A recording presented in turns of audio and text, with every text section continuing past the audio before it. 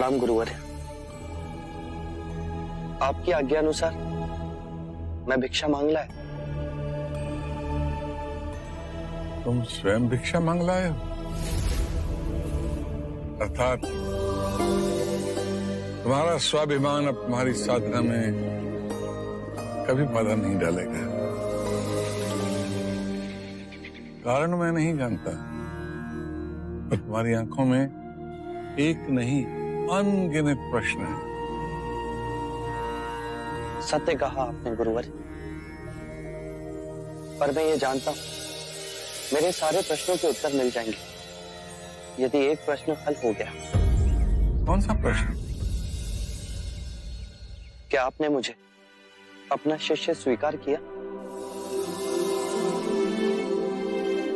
तुम्हें इतना विश्वास है मुझ में? मुझे बाहरी ज्ञान पर विश्वास नहीं। वेद पुराण मैंने पढ़े, पर वो ज्ञान किसी और का, स्वयं की अनुभूति नहीं। और उसे जानकर भी मेरे प्रश्नों के उत्तर नहीं। अर्थात वो ज्ञान मेरे लिए अपूर्ण है। जो शक्ति मनुष्य के भीतर है, मुझे उसका अनुभव करना है, और वो केवल ध्यान मार्ग से ही संभव है। और ध्यान से समाधि योग तक का मार्ग आपके चरणों से गुजरता है। आपका मार्गदर्शन मेरे प्रश्नों के उत्तर बनेंगे। विचारशील है तुम्हारी जिज्ञासा ही तुम्हें समस्त जीवों के कल्याण का मार्ग दर्शाएगी। पहले भोजन कर लो, फिर बात करेंगे।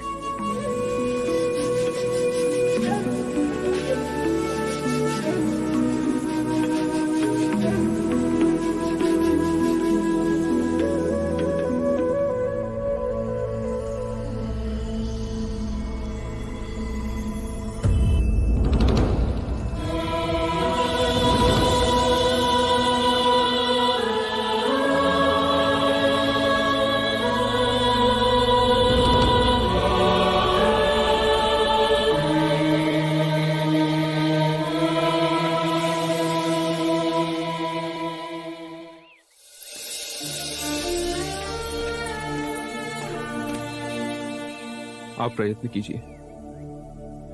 जब से हम युवराज को छोड़कर आए हैं, तब से ना तो इसने घास का एक तिनका खाया है, ना ही पानी की एक बूंद पी। यदि ये कुछ नहीं खाएगा पिएगा तो इसकी जान। वैद्य जी को बुलाओ चन्ना। बुलावा भेजा, आते ही होंगे वो।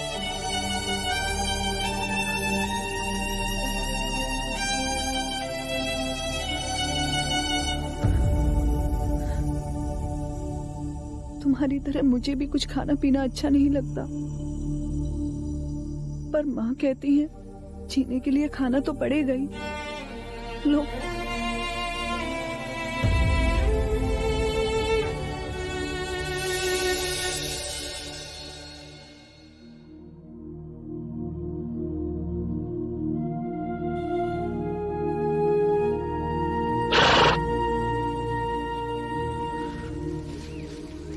क्षमा करना मित्र, मैं तुम्हें घास खिलाना भूल गया।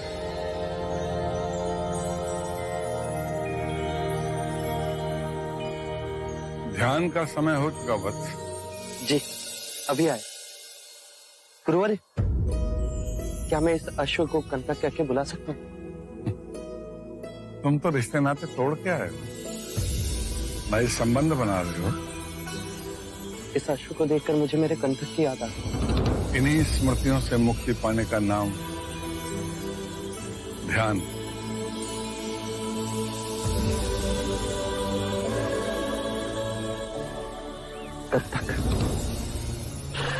कंटक, थोड़ा तो पानी पी लो।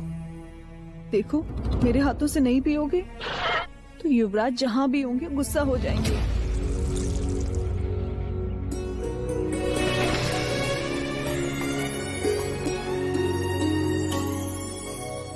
ले पानी पी ले कंटक।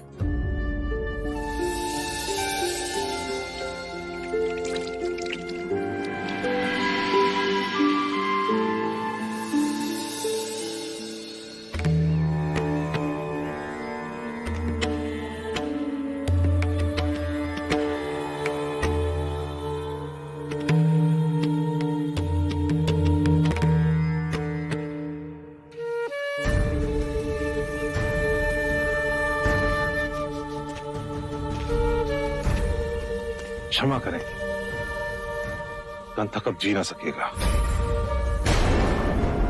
वो भी एक जीवी ही है। अन्न और जल त्यागे कोई कितने दिन जी सकता है? कंथक! कंथक! कंथक, क्या हुआ? कंथक कुछ बोल। मैं युवराज से क्या कहूंगा?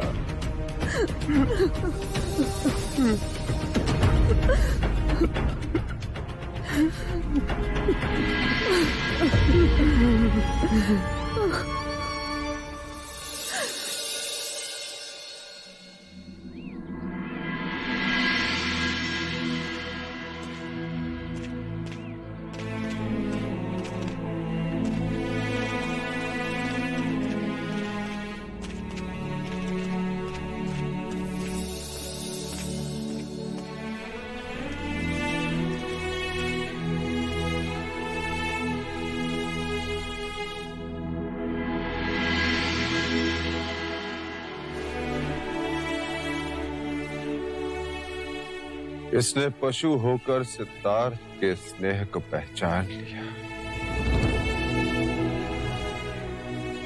परंतु हम उसके मूल्य को नहीं पहचान सके। वियोग में इसके प्राण चले गए, परंतु मैं अब भी जीवित हूं। स्वयं को संभालिए भाई महाराज। क्षमा करें महाराज, पर कपिल वस्तु के प्रजाजनों का एक निवेदन है आपसे कि आप शीघ्र युवराज को ढूंढ कर लाइए महाराज। युवराज को ढूंढ कर लाइए। इतनी पीड़ा युद्ध से ना हुई महाराज जितनी युवराज के जाने से हुई। ऐसा लगता है जैसे सारे कपिल वस्तु के प्राण ही चले गए। महल से शहर तक सारी प्रजा अचेतन हो गई है। यूं लग रहा है कि जैसे रात से पुण्य चला गया हो महाराज, पुण्य चला गया हो। आप सबको वचन देता हूं, शीघ्र मैं युवराज को वापस ले आऊंगा। अब बहुत देर तक ये अंधेरा नहीं रहेगा कपिल वस्तु में।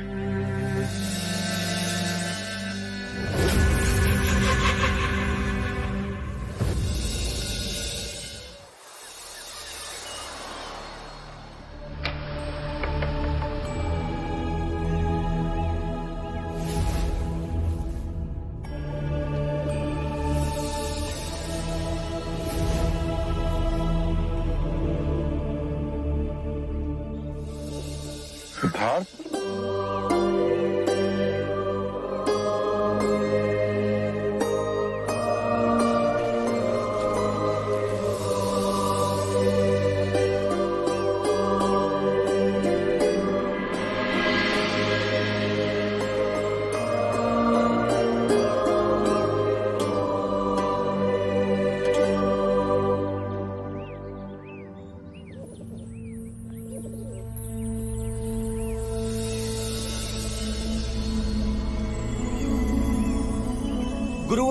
गुरुवर्य,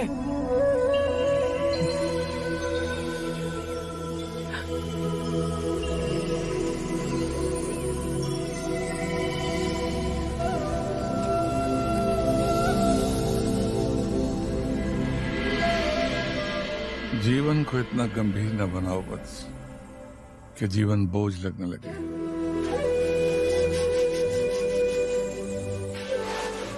कल पूरी रात सर्दी में तुम ठिठुरते रहे। शिष्यों की कुटिया में क्यों नहीं गए?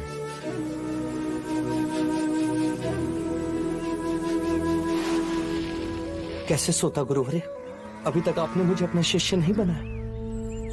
जब भी शिष्य बनाने की बात होती है आप मुस्कुराकर टाल देते हो।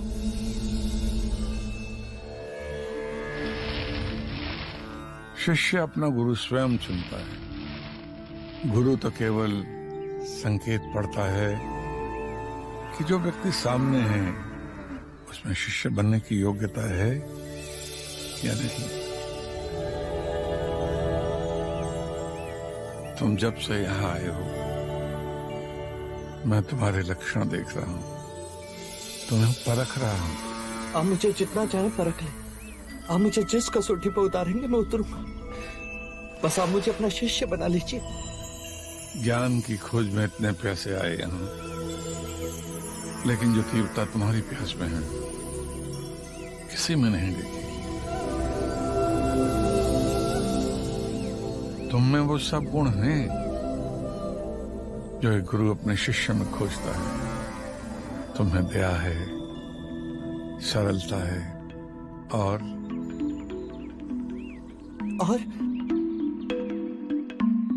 अपनी बात मनवाने का हठ। तो क्या?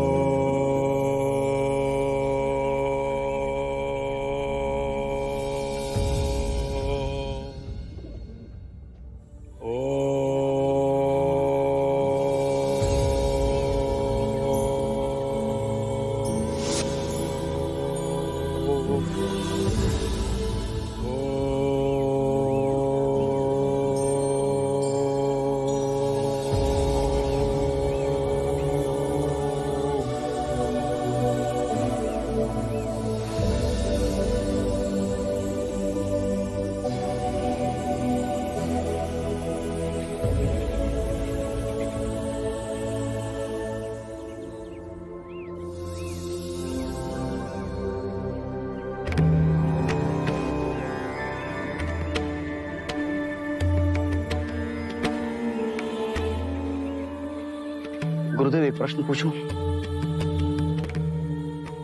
पूछो बस। गुरुदेव मैं अपने मुंह से अपनी क्या प्रशंसा करूं? मैंने कई गुरुओं से ज्ञान की प्राप्ति की, चारों वेद उपनिषद मुझे कंठस्थ हैं, परंतु फिर भी आपने मुझे अपना शिष्य बनाने में पूरा 1 मास ले लिया, और इस सिद्धार्थ को मात्र 2 दिन में ही आपने अपना शिष्य बना लिया।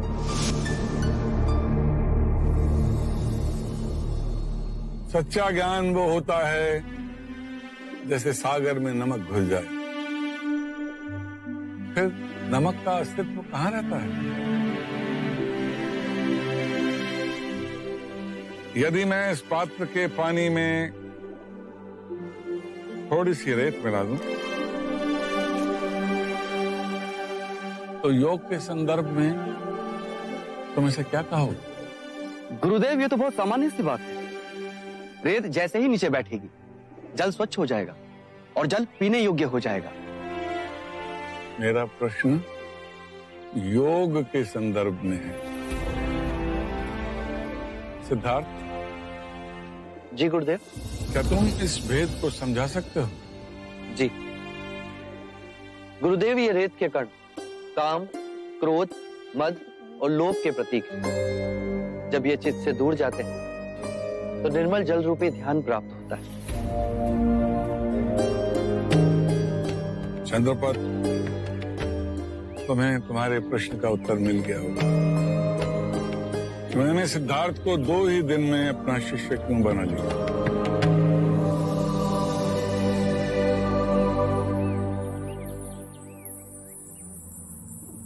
सांख्य दर्शन में पुरुष और प्रकृति 2 सत्य हैं। पुरुष चेतना है और प्रकृति स्थूल तत्व। पुरुष और प्रकृति कामनावश जब एक दूसरे से बंध जाते हैं, जैसे 2 सांप, तो जीव का जन्म होता है। जैसे मनुष्य, पेड़, पौधे, पशु, पक्षी। किंतु ज्ञात रहे, कामना से मुक्ति ही मोक्ष। गुरुवारे, सांख्य योग क्या है? मेरी उसमें रुचि, मेरी तो दोनों में ही रुचि है।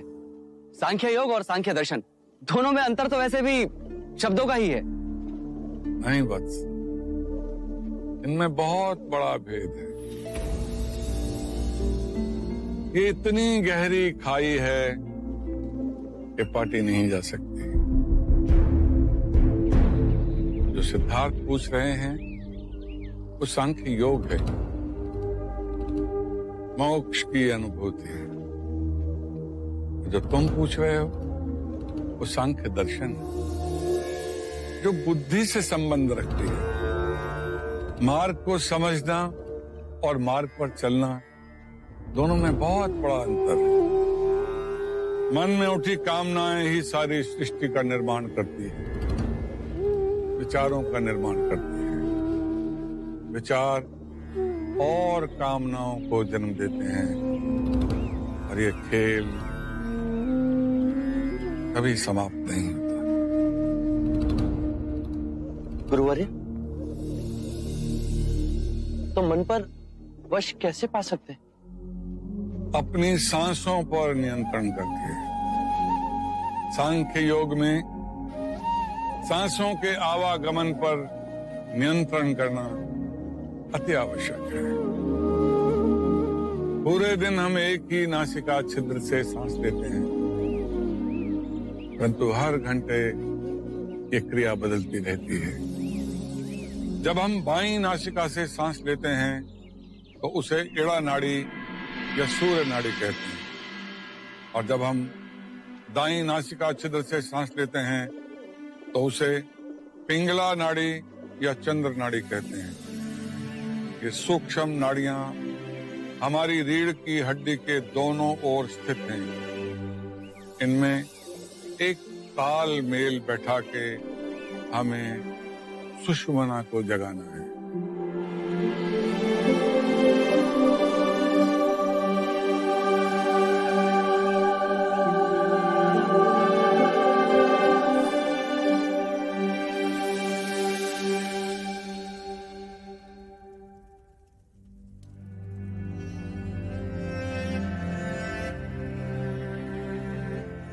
लगता है ज्वर उतर रहा।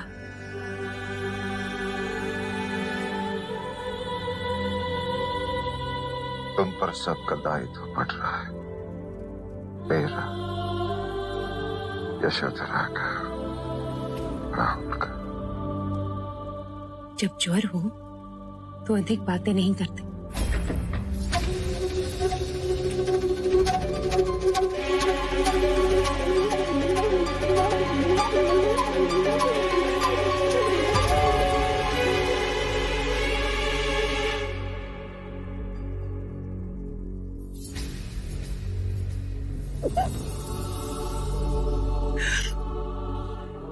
अमिता दीदी, क्या सोचा था और क्या हो गया? सिद्धार्थ ऐसे चला गया। प्रश्न ये नहीं कि ऐसे चला गया, प्रश्न ये है कि कैसे चला गया। अच्छा दरबारी, ये अनर्थ कैसे हो गया महाराज? सिद्धार्थ को इतना भी विवेक न था कि वो किसी का पति है, किसी का पिता है और किसी का पुत्र भी।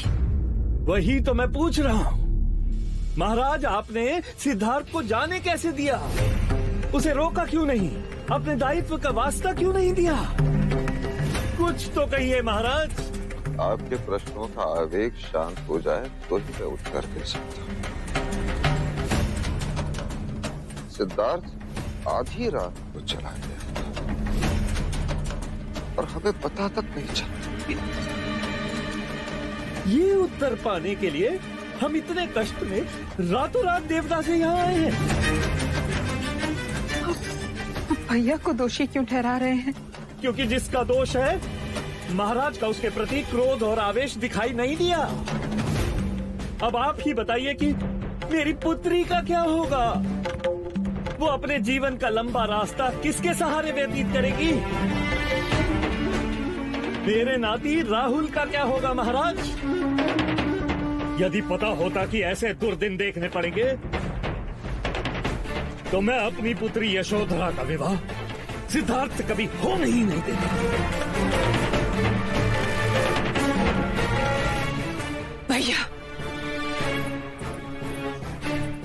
की बात कहने से पहले महाराज की अवस्था तो देखिए। पुत्र वियोग में एक लाचार पिता दिखाई नहीं देता आपको? ओह, लो अब हमें ही अपराधी बनाया जा रहा है। नहीं भैया, आप लोग आए, हमें लगा हमारे दुख में सहयोगी होने आए, किंतु आप तो आरोप प्रतिरोप करने आए, ये देखते हुए भी कि हम इतनी यातना और पीड़ा में हैं। आप प्रजापति, तुम्हारे भैया का आक्रोश उचित है। मुझे यथार्थ में पता नहीं था कि सिद्धार्थ इतना बड़ा निर्णय ले चुका है। आपके दोष सर माथे पर। सच मैं उसे रोक नहीं सका। मैं उसे रोक नहीं सका। भैया, आप मन छोटा ना करें। आप कर भी क्या सकते थे? क्या कहना? वहाँ देवदा में हमारी छाती पर सिर रखकर रो रही थी तुम अमिता, और यहाँ आते ही अपने भाई के प्रति सहानुभूति जाग गई। हम कोई अलग नहीं दंडपाल, आपका भी सिद्धार्थ पर उतना ही अधिकार है। हमारे दुख के सहभागी हैं आप। मैं यहाँ कोई शोक प्रकट करने नहीं आया महाराज। मैं अपनी पुत्री यशोधरा को यहाँ से ले जाने आया हूँ। मुझे नहीं लगता कि यशो का भविष्य यहाँ पर सुरक्षित है। भैया, आप जानते भी हैं कि आप क्या कह रहे हैं। शांत हो जाओ। इन्हें हम पर विश्वास नहीं। पुत्री के पिता राजा दंडपानी, यशोधरा पे ना आप दबाव डालेंगे ना हम। देवदा जाना न जाना इस बात का निर्णय केवल और केवल यशोधरा ही करेगी।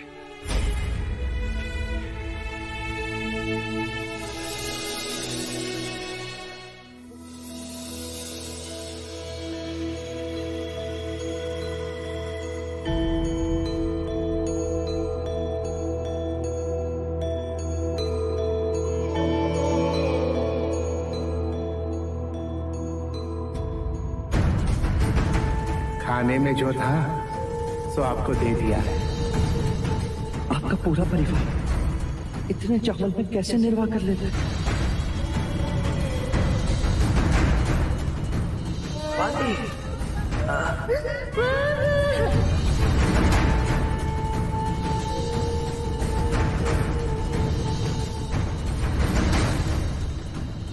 गुरुदेव,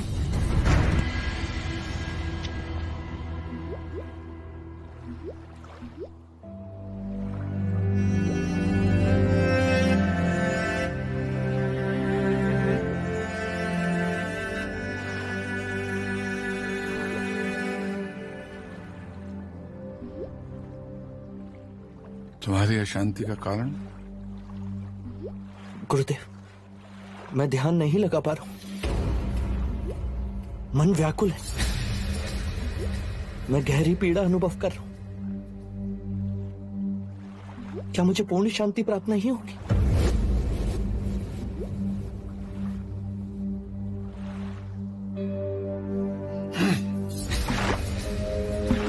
देखा वो पत्थर कैसे पानी से उछलता हुआ चला गया। देखो वत्स, पहले पहल जब ध्यान केंद्रित करते हैं तो भूत, भविष्य, वर्तमान के विचार चारों तरफ से घेर लेते हैं। वो बादल देख रहे हो? वो भी इन विचारों की तरह नए नए रूप लेके विचरते हैं। फिर भी आकाश अनछुआ रहता है। जब पूर्ण ध्यान लगाना हो तो तुम्हें आकाश की तरह होना चाहिए। विचार आएंगे, काल की तरह तुम्हें चारों ओर से घेर लेंगे, पर तुम्हारा मन सांसों के आवागमन पर केंद्रित रहना चाहिए। फिर एक समय आएगा जब तुम्हें शून्य का अनुभव होगा। तब तुम्हारी सारी पीड़ाएं, सारे दुख, सारे संताप ऐसे उड़ जाएंगे जैसे वो बादल।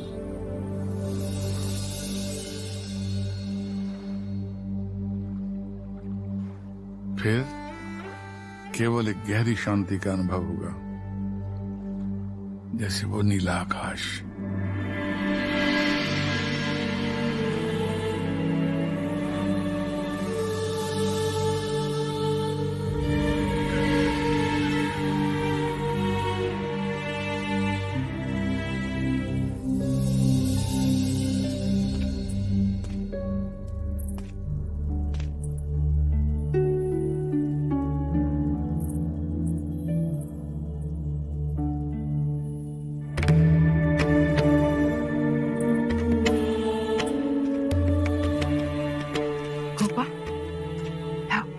मेरा नाती मुझे दो। हाँ, वो मेरे सिवा किसी और के पास नहीं रहता। इतने छोटे बच्चे को कितनी जल्दी अपने माता पिता से इतना मोह हो जाता है, और इसके स्वार्थी पिता को इससे तनिक भी मोह ना हुआ। पिताजी, यशो, पुत्र, तुझे हम यहाँ से देवता ले जाने आए हैं। सिद्धार्थ के जाने के बाद वैसे भी यहाँ बचा ही क्या है? जिसका पति उसकी रक्षा ना कर सका हो, उस अबला नारी का उसके माता पिता के सिवा और कौन सहारा? मेरा ध्यान देवदा से अधिक यहाँ रखा जा रहा है। मेरी सास का मेरे प्रति इतना स्नेह है कि आज तक मुझे मेरी माँ का अभाव ना लगा। महाराज मेरी हर बात मानते हैं। यहाँ मैंने कुछ बोला और वो तुरंत हो जाता है। परंतु तेरे पति के जाने के बाद ये नाते बंधन सब टूट ही गए ना। ये आप क्या कह रहे हैं? विवाह का बंधन तो 7 जन्मों का होता है पिताजी। वो ऐसे कैसे टूट सकता है? मैंने सिद्धार्थ को वचन दिया था कि मैं उनके परिवार का उतना ही ध्यान रखूंगी जितना वो रखते थे। मैं राहुल को पाल पोस कर बड़ा करूंगी। और आप मुझे मेरे वचन से पलटने को कह रहे हैं? जिस पति ने पलायन किया, वो पलायन करके नहीं गए, मेरी अनुमति लेकर गए हैं। और वो अपने प्रश्नों का उत्तर पाकर अवश्य लौटेंगे। मती मारी गई है तेरी। पिंजरे से छूटा पंछी आकाश में उड़ने के पश्चात उसी पिंजरे में बंदी बनने आया है क्या कभी? पंछी और मनुष्य में यही अंतर होता है, वो लौटेंगे। समझाओ इसे अमिता, कुछ समझाओ। मैं तेरा पिता, तेरा शुभ चिंतक होने के नाते तुझसे कह रहा हूँ कि तुम हमारे साथ देवदा चल। अपने प्राणों से अधिक प्रेम करने वाली आपकी पुत्री आपसे विनती कर रही है कि मुझे मेरे घर से दूर ना करे। तुझे इसी समय हमारे साथ देवदा चलना होगा, ये मेरी आज्ञा है। क्षमा करें, मुझे मेरे ससुर महाराज ने ये अधिकार दिया है कि मैं ये निर्णय स्वयं ले सकूं। मैं कपिल वस्तु में ही रहूंगी और यही मेरा अंतिम निर्णय है।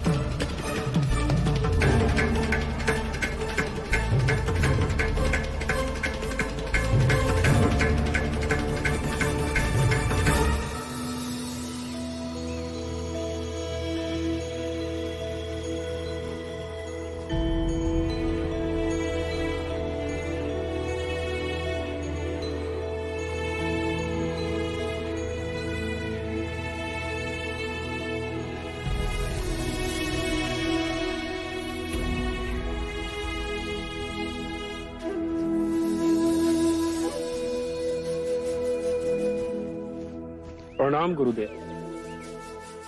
सिद्धार्थ कहाँ है? गुरुदेव, वो ध्यान में है। मैंने उन्हें उठाना उचित नहीं समझा। ज्ञान प्राप्त करने के लिए सिद्धार्थ के मन में बड़ी तड़प है। ऐसा प्रतीत होता है ज्ञान के मार्ग पर चलने के लिए तो अपने समस्त भौतिक सुख चैन छोड़कर आया। क्षमा करें गुरुदेव, मैं अपने मुंह से अपनी क्या प्रशंसा करूं, परंतु सिद्धार्थ के बड़ा त्यागी मैं तो ऐसे ऐसे सुख चैन छोड़कर यहाँ आया हूँ कि आप चकित रह जाएंगे गुरुदेव। अंग देश के सबसे बड़े व्यापारी का पुत्र हूँ और वो है सिद्धार्थ गौतम। वो सिद्धार्थ गौतम जिसने कौशल नरेश प्रसन्नजीत को बिना शस्त्र उठाए पराजित किया था। शुद्धोधन राजा के पुत्र, शाक्य देश के भावी महाराज युवराज सिद्धार्थ गौतम। अब कहिए, ज्ञान प्राप्त करने की तीव्रता किसमें अधिक है?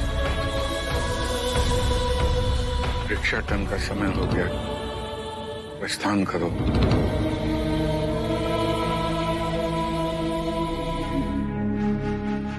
सचमुच विश्वास नहीं होता, इतने बड़े राजा का पुत्र भिक्षु।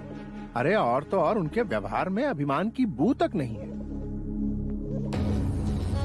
तो ये हैं सिद्धार्थ गौतम,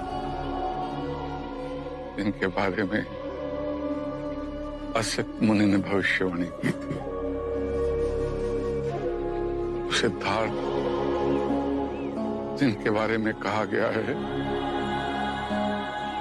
कि वो मनुष्यों को दुख और पीड़ा के मार्ग से सुख शांति के मार्ग पर ले जाएंगे। वो सिद्धार्थ युग पुरुष कहलाएंगे। उन्होंने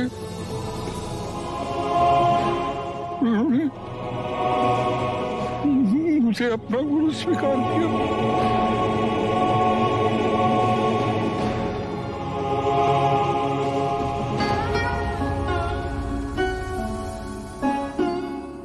मैं नहीं जानता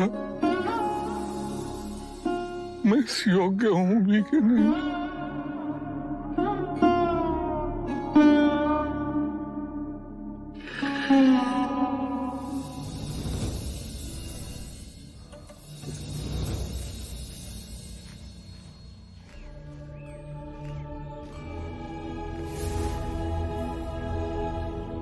कैसे आनंद से ध्यान में मग्न बैठे हैं युवराज।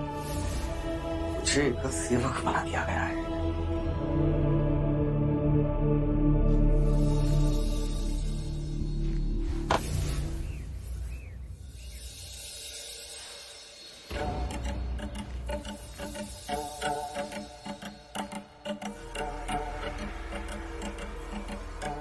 इसलिए भिक्षा मांगू मैं, जो गुरु का चेष्टा बनी है।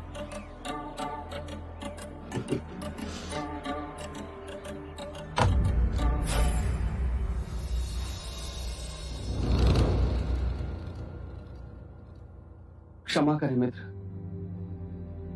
तुम्हें भिक्षा देकर जा रहा था कि मेरा भिक्षा पात्र बिखर गया। ऐसा भाग्य पाया है मैंने। तुम्हारा ध्यान भंग ना हो, इसलिए घर घर जाकर कड़ी धूप में मैं भिक्षा लेकर आया, तुम्हारे और अपने लिए। पांव में छाले भी पड़ गए और देखो, मेरी भिक्षा धूल में मिल गई।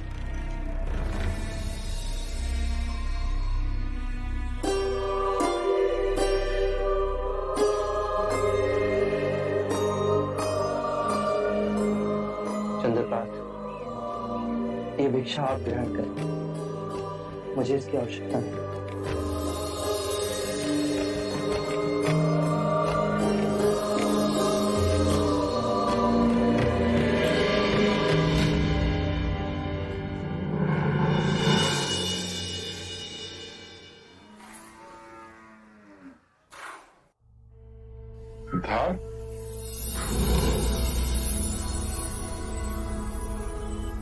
आप बिना देखे कैसे जान लेते हैं कि मैं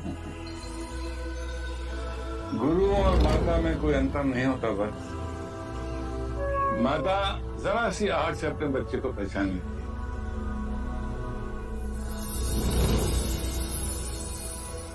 लो, ये पियो। ये सात्विक आहार से मन को शांति मिलती है। आपकी करुणा का पात्र हूं या नहीं, ये तो मैं नहीं जानता, परंतु आपसे एक विनती। कहो। जब भिक्षा मांगने का समय हो तो आप मुझे ध्यान से उठा दिया करें। मैं नहीं चाहता कि मेरे कारण किसी और को कष्ट हो।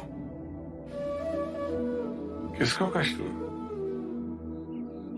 याद रहे सिद्धार्थ, यहाँ प्राथमिकता ध्यान को दी जाती है, भिक्षा को नहीं। गुरु हूं मैं तुम्हारा, भली भांति जानता हूं कि कौन ध्यान के योग्य है और कौन भिक्षा के। संकोच न करो और बताओ कि तुम ध्यान की अनुभूति में कहां तक पहुंचे। गुरुवरी, पहले पहले तो ऐसा लगा जैसे मैं हवा में उड़ रहा हूं, और फिर समय का ज्ञान धीरे धीरे जाता रहा। अति शुभ लक्षण। और फिर शून्य अवकाश की अनुभूति हुई, और जैसे ही मेरा ध्यान टूटा मुझे पीड़ा ने आ घेर लिया, और फिर मेरा मन व्याकुल होने लगा। मन के विचलित होने पर दुखी होने की आवश्यकता नहीं है। तुम्हें इसके आगे अनंत के शून्य आकाश की अनुभूति करनी है। जो भौतिक है वो मन का बुना जाल है, जैसे उस दिन पात्र के पानी में धूल के कण। होना स्थिर नहीं होना। मन के और भीतर जाओगे तो पाओगे वहां कुछ भी नहीं, पूर्ण शून्य, पूर्ण शून्य। अपना दीप जलाओ, अडिग रहो, मन डोले और तुम नहीं डोले।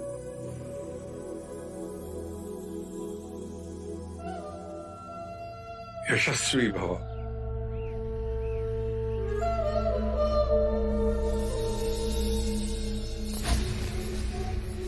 महाराज, हमें यशोधरा और सिद्धार्थ के दाम्पत्य जीवन के बारे में गंभीरता से कुछ सोचना चाहिए।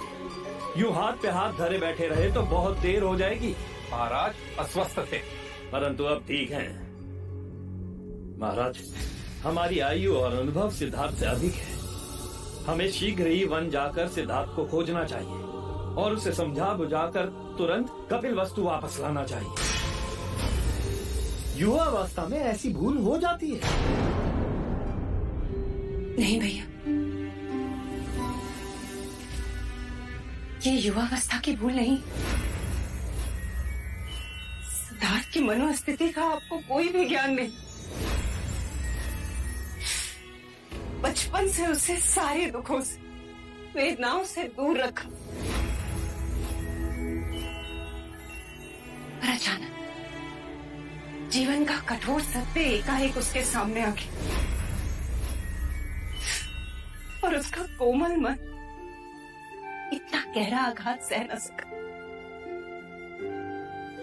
दिन रात वो इस पीड़ा की अग्नि में जलता रहा।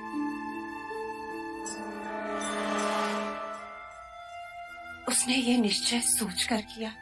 सत्य कहा महादेवी ने महाराज। सिद्धार्थ को इस मानसिक स्थिति में यहाँ लाएंगे तो वो पागल हो जाएगा।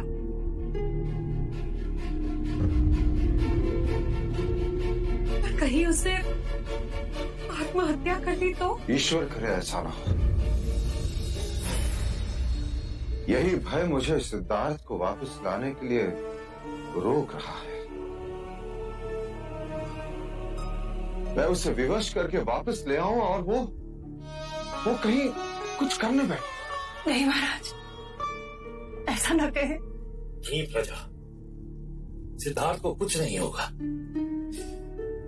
मेरी बस यही विनती है महाराज कि हम सिद्धार्थ को ढूंढ लें, उसे बस एक बार समझा लें।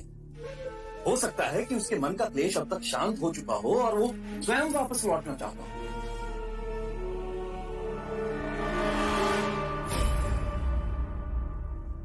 ठीक है, प्रयत्न करना हमारे बस में,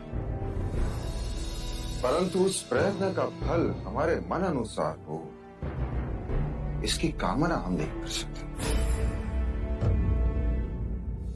सिद्धार्थ लाना स्वयं जाऊंगा।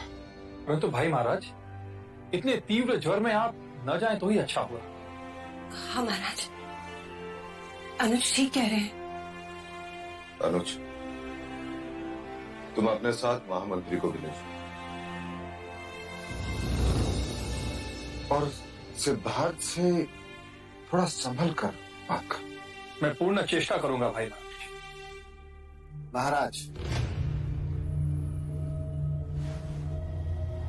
आप मुझे भी साथ जाने की अनुमति दें। मैं भी सिद्धार्थ को समझाने का प्रयत्न करूंगा। तुम्हारा बंधु प्रेम देखकर मैं प्रसन्न हुआ देवदत्त। अवश्य, तुम भी अवश्य जाओ। परंतु एक बात का ध्यान रखना, सिद्धार्थ पर किसी भी प्रकार का दबाव न डाला जाए। निश्चिंत रहिए महाराज, मेरे रहते सिद्धार्थ पे कोई दबाव नहीं डाल सकता।